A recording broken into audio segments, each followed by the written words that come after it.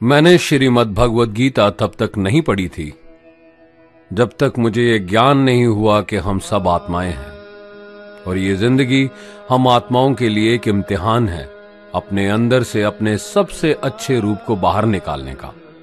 और भगवद गीता इस इम्तिहान को पास करने की एक अहम किताब। भगवद गीता के 18 अध्याय हैं और ये संस्कृत में परमात्मा द्वारा दी गई थी। समय के साथ संस्कृत भाषा रोजमर्रा की जिंदगी से निकल गई और ये ज्ञान मनुष्य से दूर हो गया। समय समय पर भगवद गीता के साधारण अक्षरों में अनुवाद किया गया। इसी कोशिश को आगे बढ़ाते हुए आने वाले 9 मिनटों में भगवद गीता के कुछ अहम हिस्सों को अपने गुरु के आशीर्वाद से एक आसान रूप में मैं अपने 7 बिलियन भाई बहनों के चरणों में समर्पित कर रहा हूं। ये ज्ञान परमात्मा ने भगवान कृष्ण के द्वारा सबसे बड़े धर्म युद्ध महाभारत की रणभूमि कुरुक्षेत्र में अर्जुन को कुछ 5000 साल पहले दिया। ये वो वक्त था जब धर्म का बार बार उल्लंघन हुआ, परमात्मा का डर मनुष्य से निकल गया। लालच की होड़ में भाई ने भाई को मारने की कोशिश की और यही नहीं, एक ब्याहता औरत को भरी सभा में अपने बड़ों के सामने अपमानित किया गया। इससे पहले कि मनुष्य जाति धर्मयुग से निकलकर पूर्ण रूप से कलयुग में जाती, युद्ध की रणभूमि में युद्ध से कुछ पहले परमात्मा ने गीता भगवान कृष्ण के द्वारा मनुष्य जाति के कल्याण के लिए दी। ऐसे ही जैसे कभी तुरा मोसेस को, गॉस्पेल जीसस को और कुरान प्रॉफिट मोहम्मद को दी। गीता, बाइबल, कुरान, तुरा, गुरु ग्रंथ साहिब परमात्मा द्वारा दी गई किताबें हैं जो किसी एक धर्म के लिए नहीं बल्कि पूरी मनुष्य जाति के लिए है, पूरी इंसानियत के लिए है, सब आत्माओं के लिए है। क्योंकि ये आत्मा को परमात्मा के बारे में, उसकी सृष्टि के बारे में और सबसे अहम ये उन कायदों के बारे में समझाती है जिनका आत्मा को मनुष्य के रूप में हर हाल में पालन करना होगा, रक्षा करनी होगी। और इन्हीं कायदों की बुनियाद पे एक आत्मा को शरीर त्यागने के बाद परखा जाएगा और इस परीक्षा से पास होने पे हमेशा के लिए इस जन्म और मृत्यु से मुक्ति मिलेगी। परमात्मा भगवद गीता में कहते हैं कि मैं ही सबकी शुरुआत हूं, मैं शुरू से भी पहले था और सब खत्म होने के बाद भी रहूंगा। सब मुझ में है और मैं सब में हूं। जो भी तुम छू सकते हो, देख सकते हो, चख सकते हो या सुन सकते हो, वो सब मैं हूं। ये नदियां, पहाड़, सूरज, ग्रहण, चांद, सितारे सब मैंने बनाए हैं। मैंने ही भगवान, शैतान, राक्षस और इंसान बनाए। मैं सर्वव्यापी हूं, सब में रहता हूं, सब में मैं हूं, मैं ही हूं। मैं ही ब्रह्मा बन के सब बनाता हूं और रुद्रा बन के सब नष्ट कर देता हूं। मैं ये सृष्टि यूं ही बनाता और तोड़ता रहूंगा ताकि आत्माओं को मौके मिल सके इस जन्म और मृत्यु से एक दिन मोक्ष पाने को, हमेशा के लिए परमात्मा के साथ रहने को। भगवद गीता कहती है कि इस सबसे बड़ी परीक्षा के लिए परमात्मा ने प्रकृति का निर्माण 5 तत्व हवा, अग्नि, जल, पृथ्वी और ईथर से किया, जिन्हें हम छू के, चख के, सूंघ के, देख के समझ सकते हैं। पर खुद परमात्मा इन 5 इंद्रियों की समझ से बाहर है। उन्हें आत्मा इन इंद्रियों से नहीं जान सकती। आत्मा 5 इंद्रियों के साथ वैसे ही है जैसे एक लोहे का रोबोट जिसे अपने बनाने वाले का कोई पता नहीं। अर्जुन को भी परमात्मा का विराट रूप देखने के लिए भगवान कृष्ण ने दिव्य नेत्र दिए। भगवद गीता समझाती है कि आत्मा अजन्मी है, इसे कोई मार नहीं सकता, कोई जला नहीं सकता, डुबा नहीं सकता, काट नहीं सकता। लेकिन आत्मा को परमात्मा के साथ हमेशा रहने के लिए ये परीक्षा रूपी जीवन में बैठना ही पड़ेगा।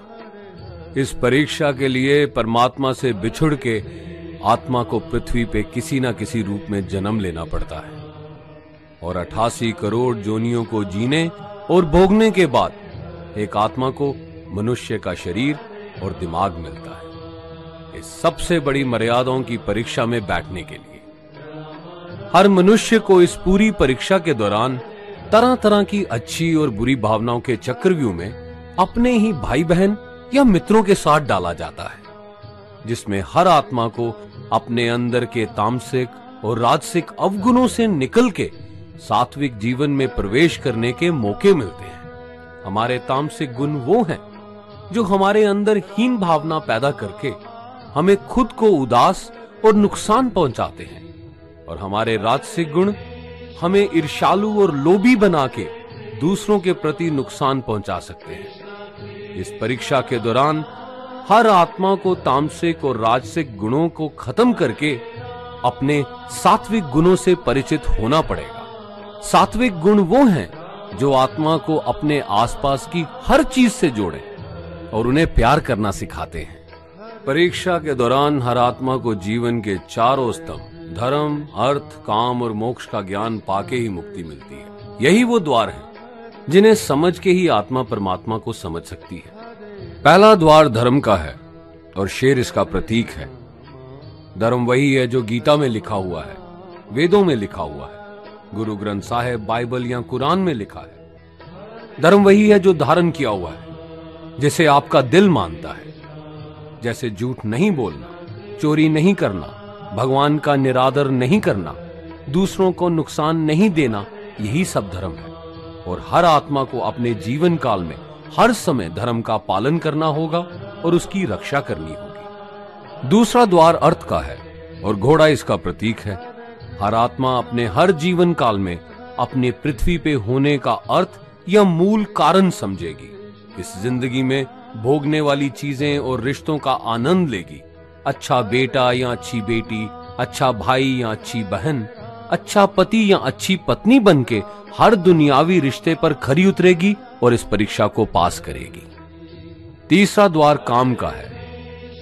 भगवत गीता समझाती है कि हर मनुष्य के अंदर काम, क्रोध, लोभ, मोह, अहंकार और ईर्ष्या जैसी 6 भावनाएं हमें अपने और दूसरों के प्रति नुकसान पहुंचा सकती हैं। इन भावनाओं को हर मनुष्य को हमेशा अपने नियंत्रण में रखना होगा, क्योंकि इनके बहाव में किया हुआ कोई भी काम हमारे जीवन भर की परेशानी का कारण बन सकता है। और एक आत्मा संतोष और सादगी से इन भावनाओं पे हमेशा के लिए विजय पा सकती है। चौथा स्तंभ मोक्ष का है और हाथी इसका प्रतीक है। इस परीक्षा रूपी जीवन में हर मनुष्य हर समय कुछ इच्छाएं रखता है।